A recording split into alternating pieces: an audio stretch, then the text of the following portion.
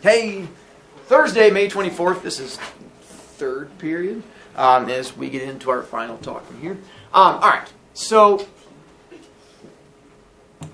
one of the nice things about being a teacher is each of my class periods have different personalities to them. It's made up of all the different kids that are in there, and sort of how you guys act becomes the class period's overall personality. This is where you guys talk about having a good class or a bad class. Is where how all those personalities come together overall. And so I try to target today's talk specifically to the personality of a class, because you guys have different issues than my other classes do. You guys have different strengths than my other classes do. And so I try to make sure that what I tell you works for you as opposed to my other classes. For you guys specifically, you've been a challenge this year. I've tried my best not to hide that from you. I tried to be very honest with you. But with you guys being a challenge, at the same time, you've grown tremendously. The group of kids you guys are today, as we finish out the year, you're not the same group of kids you guys were at the beginning of the year. I'd happily take you guys all next year again. I mean, I can't, but I would. I'm one of the few teachers that I've talked to here at school who's not looking forward to the end of the year, because I really like my kids this year.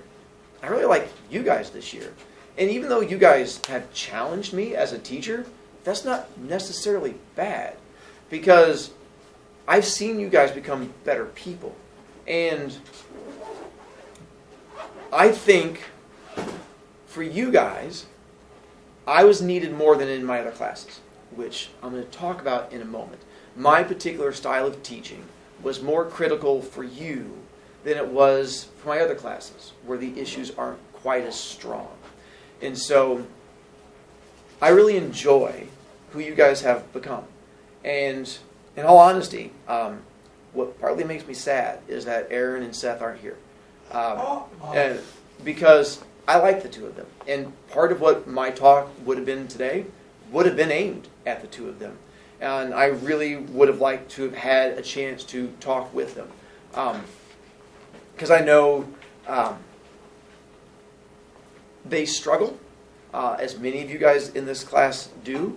And I'm hoping that my message today carries weight from here on out. I have a couple of things I put up behind me as I go through and talk, and they just sort of help me. Different quotes and things like that as I sort of go through it and ramble. Let's go with, I'm trying to think of which direction to go with you guys. My job this year was to earn your trust and earn your respect as a teacher. Because not every teacher earns your trust. Not every teacher earns your respect. Not every adult earns your trust and respect, because not every human should earn your trust and respect. Respect is something that you give to someone when they've earned it from you in some way. And I know you have teachers this year that you don't like, let alone respect in some way. And I feel the lesson that comes across today is more important than everything I've taught this year.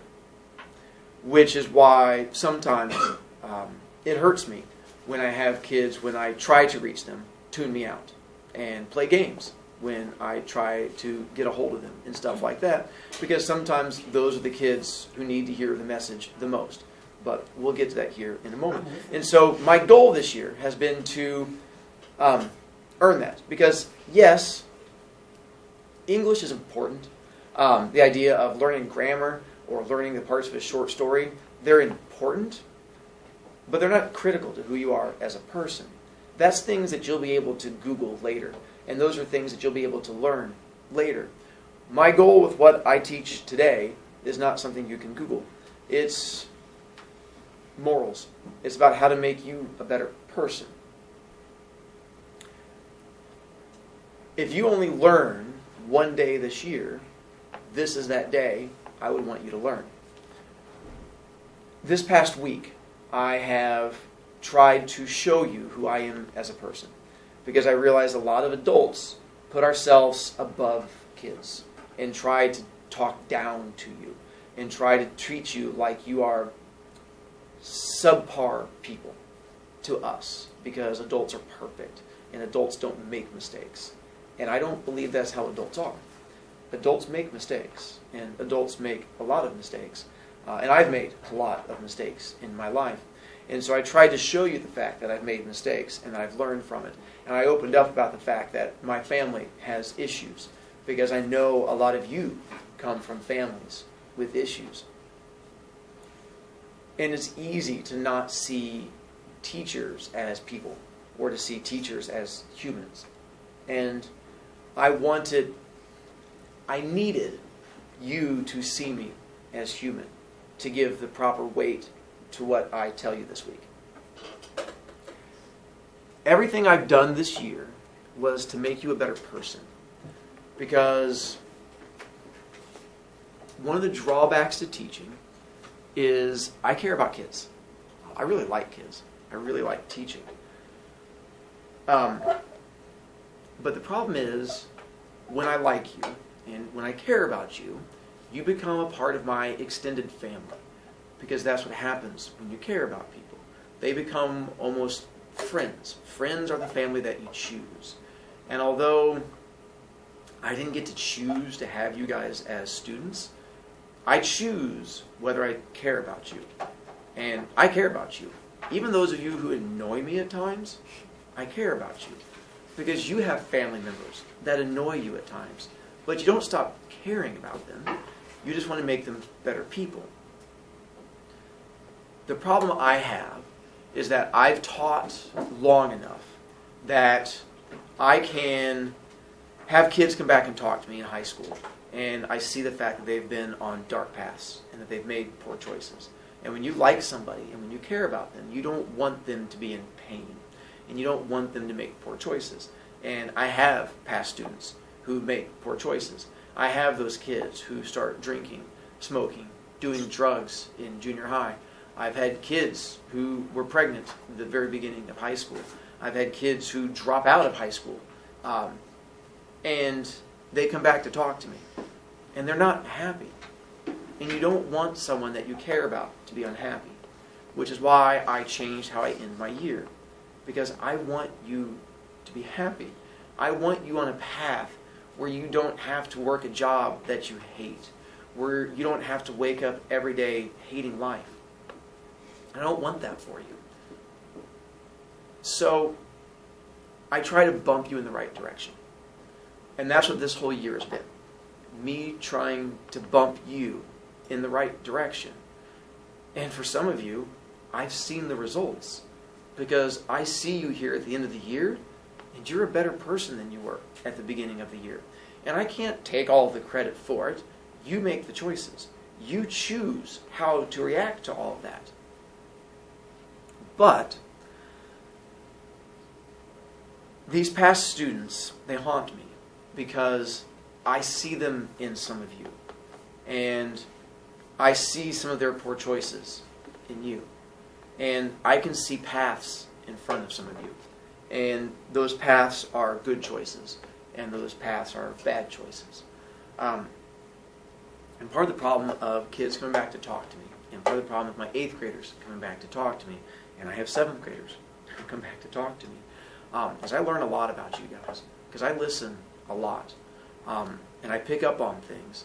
And I know a lot of you and the choices you make. And not all of you are making good choices. And you're already on dark paths. And it hurts me to know that you're already on these dark paths, because I know what lies at the end of those paths. And I don't want that for you. But I can't choose the path for you. All I can do is help bump you in the right direction. So this year, I have tried to bump you in the right direction. Everything I did in class was to help do that. Every time I tortured you, every time I tormented you in one way or another, that was to make you be a better person. What I've learned in my teaching is that people make poor choices until something forces them not to. It is human nature to make poor choices. It's a parent's job to help kids not make poor choices. It's a parent's job to punish you when you do the things you're not supposed to. It's the parent's job to ground you when you don't do homework, to take away your phone when you do the things you're not supposed to be mean to you, to help you learn that you're not supposed to make poor choices. But here's the thing about being teenagers. You're supposed to make poor choices.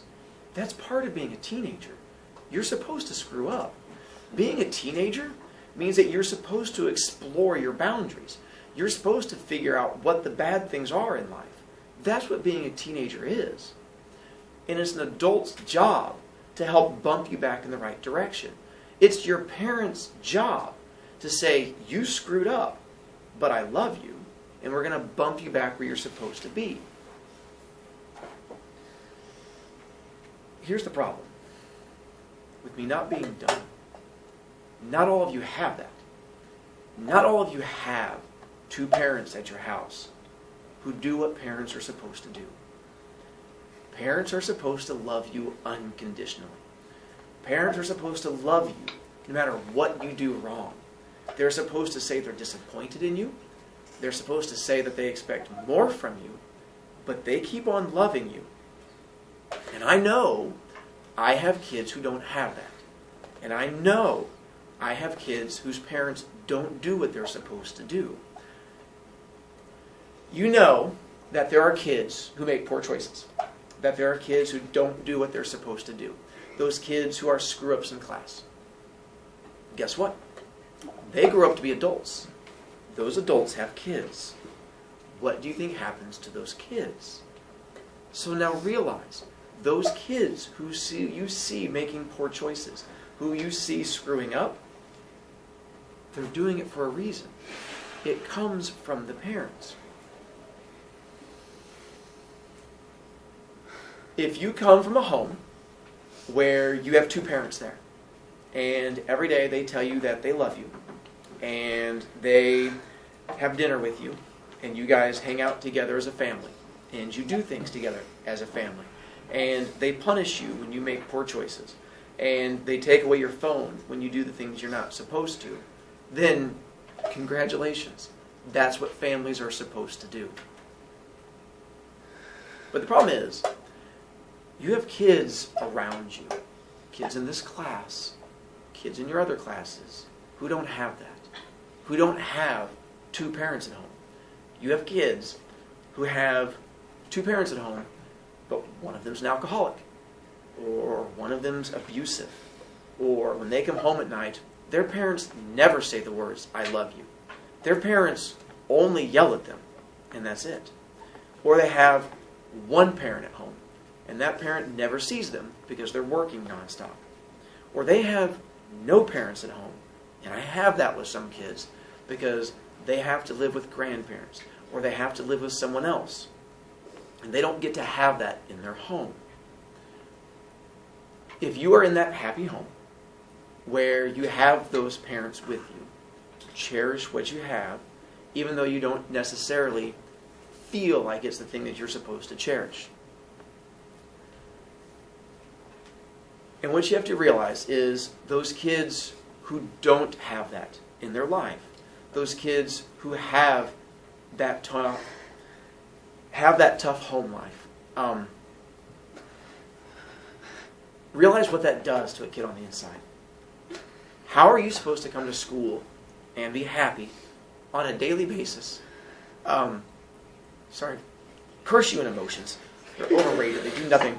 But imagine what that does to a kid when you don't get to go home and have happiness. I have kids whose only happiness is here at school because home is not a happy place. If you're in a place where school is your only happiness, that's upsetting. School should not be your happy place for anybody. It's school. But I have kids where school is their only happy place. I have kids where school is barely their happy place because home is horrible. And then they come to school and all teachers do is yell at them. And they have no happy place because they have no place where someone smiles at them. It took me way too long in my teaching career to realize that for some kids, I'm the only adult that smiles at them. That I'm the only adult that's nice to them. Because I have kids that come from home in heartache. So here's what I have for you. If you come from that, and you come from that place where there is pain at home, be strong. You can rise above it. It's why I tell you my history. And I've not gotten into all of my history, but I understand what it means to rise above heartache and to rise above pain. You have to be strong enough to do it. Life is either going to break you down or it's going to make you stronger. As a 13-year-old, 12-year-old, that's not a choice you should have to make. You should get to have happy things, rainbows and butterflies, and you should not have to worry about choices like that. But there are kids who have to make those choices, and I know you have to make those choices. So, I run my class the way I do. Partly of it is, I don't judge kids, regardless of the choices you make. I don't judge you. For many kids, my room is a safe place because even when you screw up and even when you make poor choices in my room, I don't show hatred towards you. I will still continue to smile at you. The reason being, I expect more from you. And I realize I have kids who don't have adults who tell them that. And that's what scares me. That I have kids who screw up and are on a path of darkness, and they don't have adults saying, you're making poor choices. And that's partly what scares me sometimes when I teach. Sorry, your emotions are throwing me off because I'm trying hard to not have emotions of my own because emotions are for the weak and I'm strong like bear. So, the reason I do what I do in my class is to show you the fact that I am going to hold you responsible for your choices. Because I have a lot of kids who are not held responsible for their choices. And I know that because I can tell by your behavior in class that you're not held strongly responsible for your choices. Because some of you wear your parents out. I know. Because that's what kids do. It's a parent's job to not get worn out and to keep fighting with you to make you a better person. But some of you are strong-willed and you keep doing the things you're not supposed to until you wear a parent down. So, I step in because you're not going to wear me down. And I'm going to keep holding you responsible. And I'm going to keep telling you, I expect more from you. It's why I make you stand when you don't do homework. That's my way of inflicting pain upon you and saying, I expect more from you. It's why I have a slow kid section over here. It's because it's my way of saying, I expect more from you. Because here's the problem. When you screw up and you make poor choices, and an adult doesn't step in to tell you that you're making poor choices, that's what's scary. Because as soon as adults stop yelling at you for poor choices, that means they've accepted you in that way. As soon as you start failing everything, as soon as you start making poor choices, as soon as you start smoking, drinking, doing drugs, and a parent, an adult, someone doesn't step in and say what you're doing is wrong, when they see it happen and they shrug their shoulders and turn the other way, that's scary. Because that means they've accepted this as who you are. And I've not accepted that for any of you. That's why all the way until this last week, I keep making you turn in work. It's why I don't let you fail my class if I can fight you against it. It's why I keep telling you I expect more from you. Because I do. Because I've seen the kids who are in my class like this, who are failing everything, and seem to be that kid who is never going to turn their life around. And they do. And I have that kid come back and talk to me. And I see them become this incredible human being that everybody gave up on. But they don't give up on themselves. And they become amazing. And that's a lot of why I teach. Those of you who consider yourself the screw-ups, those of you who consider yourselves the failures, those of you who consider yourself the kids that teachers don't like, you're why I teach. Nothing against my smart kids. You guys are wonderful. But you make life easy. My job is not as important as it is for them. The thing up there that took me way too long, the idea that the kids who deserve our love the most are the ones who deserve it the least, carries a lot of weight with me. It's the kids who are the biggest pains in my butt in class. The kids that are the biggest distractions, who need me more than others. It's why this class is why I haven't given up on you. Because I think overall, you needed me more than my other classes did. Yeah, I have classes of kids who turn in all their work and all have solid grades. That's an easy class to teach. I'm not needed in that class. But I felt I was needed in this class. And it wasn't just for English. It was the fact that you needed someone to keep telling you, I expect more from you. And the fact that I'm not giving up on you. And the fact that you are going to become the person that I want you to be. And it's why, even when I have kids that I have to kick in the hallway or give it attention to, I still give a high five to. Because I don't judge you. Because even later on, some of you are still going to screw up. Some of you already have screwed up. Some of you have already been on that path. Some of you have not yet, but it's coming. When you do, realize my opinion of you will not change. And I will not give up on you then any more than I've given up on you now. All right, let's try to go in a happier direction. Quick time out for a second. Let me look at my notes, and we'll try to go happier from there. I've been dreading talking to you guys. I'll be quite honest. Because I knew conversations with you guys would go differently than it did with my others. Because, as I've mentioned, as I look around the room and make eye contact with many of you, I know paths that you're on and choices that you make, and I see sometimes how you view yourself. And I'm scared for you.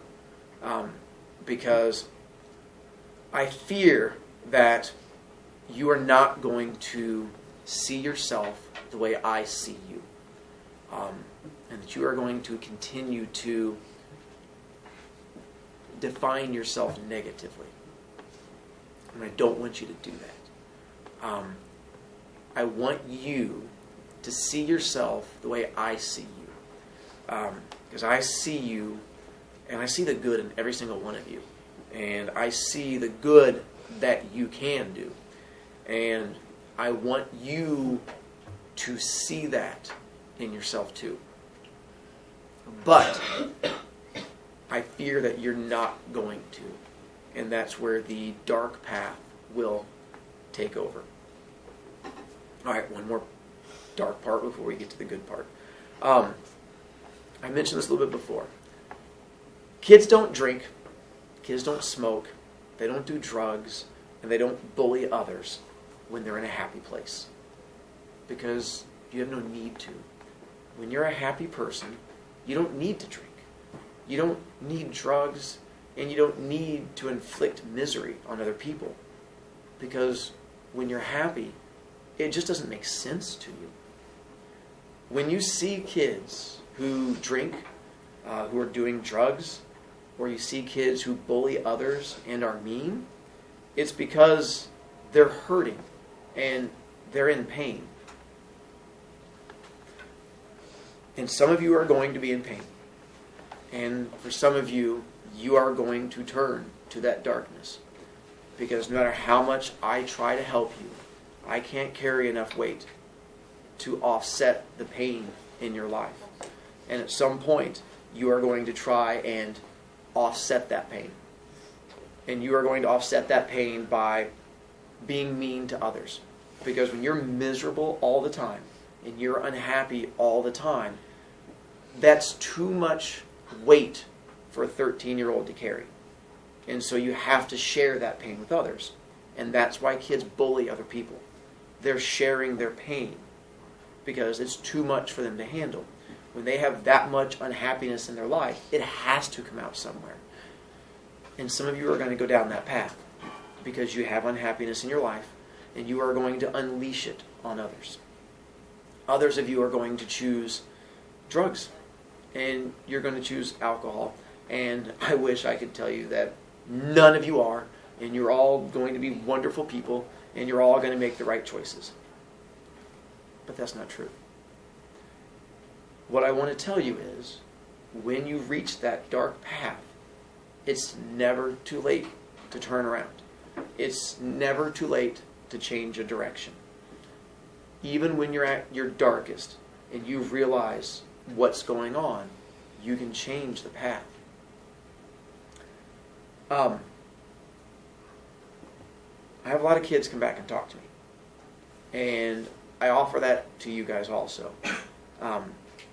Whether it's in person or whether it's through email or Remind or whatever it might be, I'm more than happy to listen. Because sometimes it just helps to have an adult or someone not judge you. And I will not judge you, even when you're at your darkest, even when you realize that you've made that mistake that you think has completely screwed everything else up. Realize there are people who can help guide you back to happiness. So, let's go in the direction of happiness. No, happiness is good. We're trying to go in a happy direction. I understand darkness and pain. I understand coming from divorce. I understand all of that. I only gave you guys little bits and pieces of my life just because we don't have enough time. But when I say that I know divorce, my parents have been divorced multiple times. My blood father abandoned me when I was 5. And I've never seen him since then. I was raised by my stepfather. And I don't say that to get your pity. I say that so that you understand. I know what those paths are like. But I'm a happy person. I'm a generally happy person. It's why I picked this shirt for today. One, it keeps me from feeling emotions because strong like bear. But also, I'm happy. I come from darkness, but I found happiness. Happiness is a choice that you get to make. I have a tattoo. Many of you saw it at Camp Tecumseh. And the back of my tattoo is one I designed myself when I was 18 years old.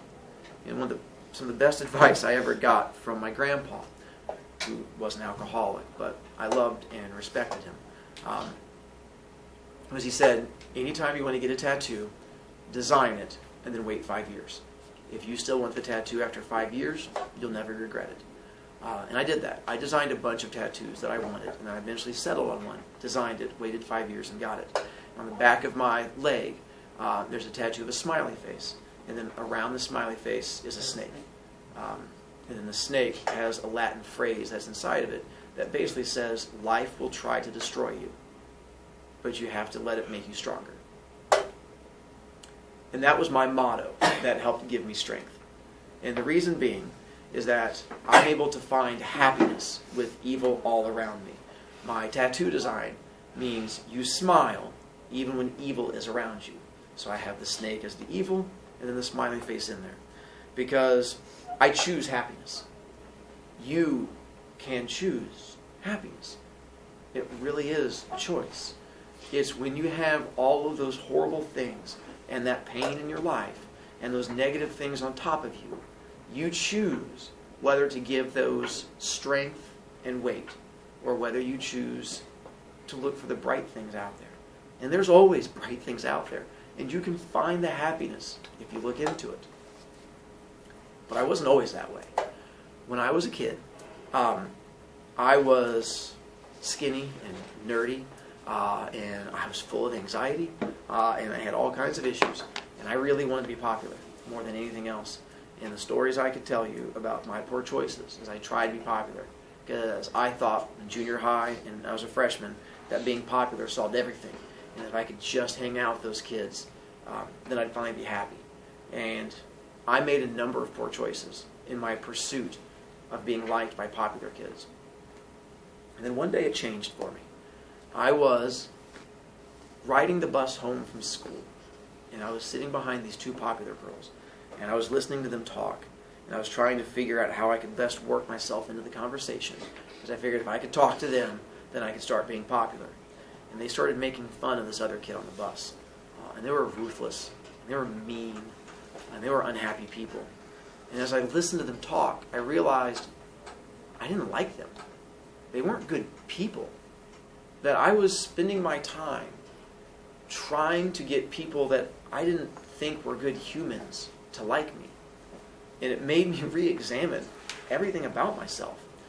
Why was I wasting my life trying to be liked by people that aren't worth liking in the first place?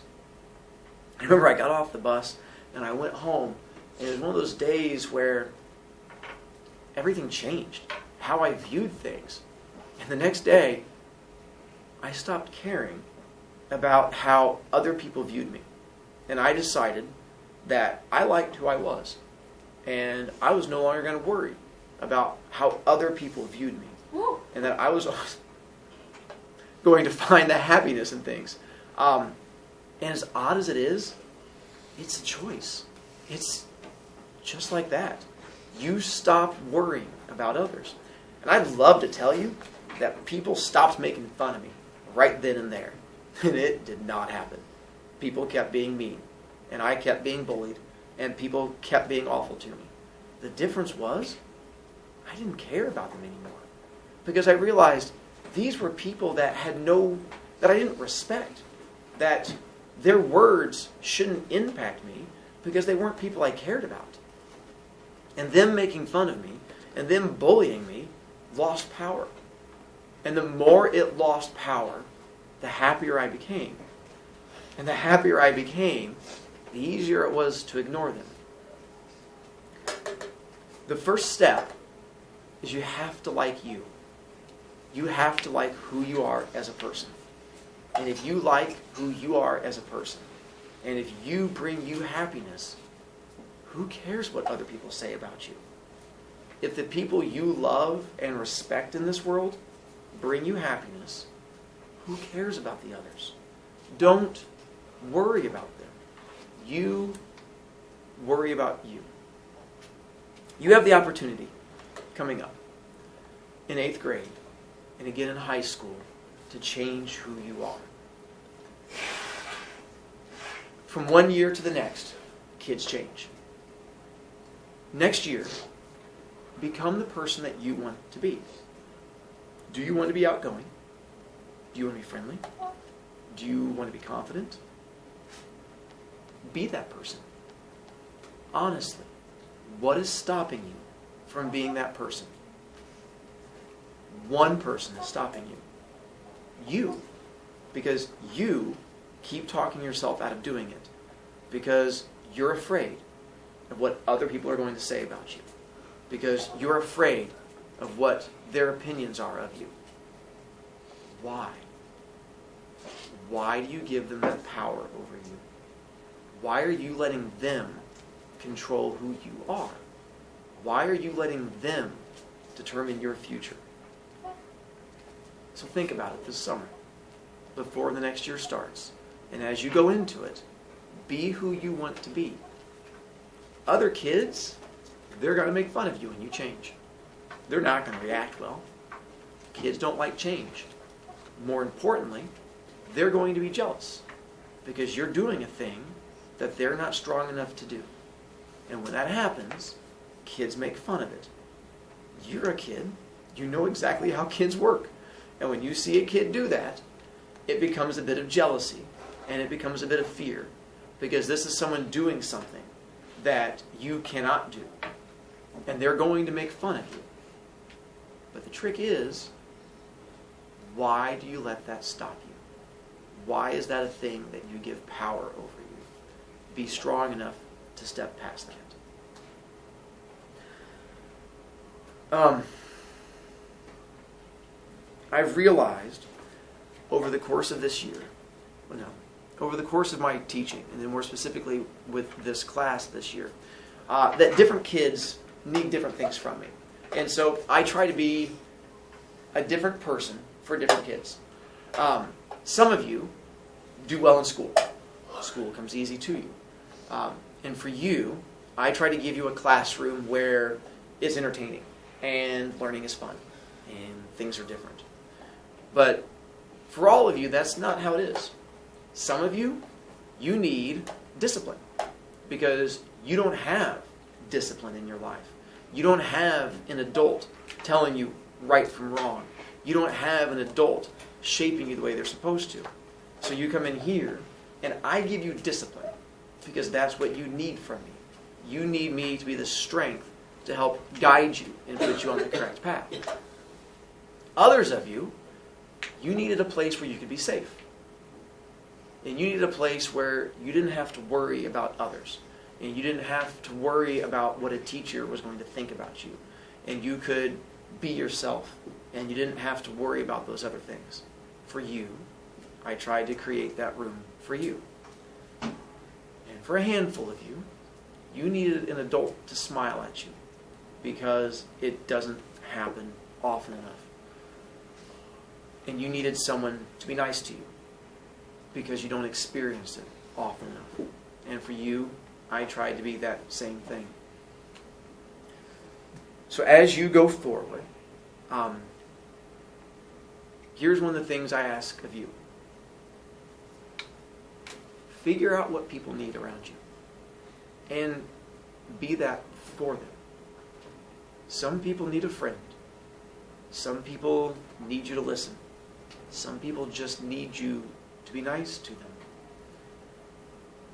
Anyone can teach you facts and schoolwork, but I need you to learn how to be a good person moving forward. If we want to change the world, it's going to change because we're good people, not because we're smarter, not because we know more, but because we treat each other better. When we were reading That Was Then, This Is Now, there's a line in there that makes me smile every time, but it doesn't mean a whole lot to you guys at the time until we get to here. But it's when Brian gets back after Eminem in the meltdown, and Brian's talking, and he says how exhausted he is. He says, caring about people really wears you out. And he's right. Because caring about people does wear you out. If you choose to be nice to people, it can be exhausting. If you choose to let other people into your heart and to not be mean to them, it's going to be exhausting because you're giving a piece of your heart each time you do that. Being mean to people is much easier. So I ask you to not take the easy path. As you go forward from this year to next, as you go into high school, take the path that requires a bit more work, that requires you to be nice, that requires you to smile at other people. And that's how you can thank me. For those of you who would ever want to, pay it forward. Be nice to someone else. Take what I've taught you and use it with others. Be forgiving. Be nice. And don't judge. Enjoy your day.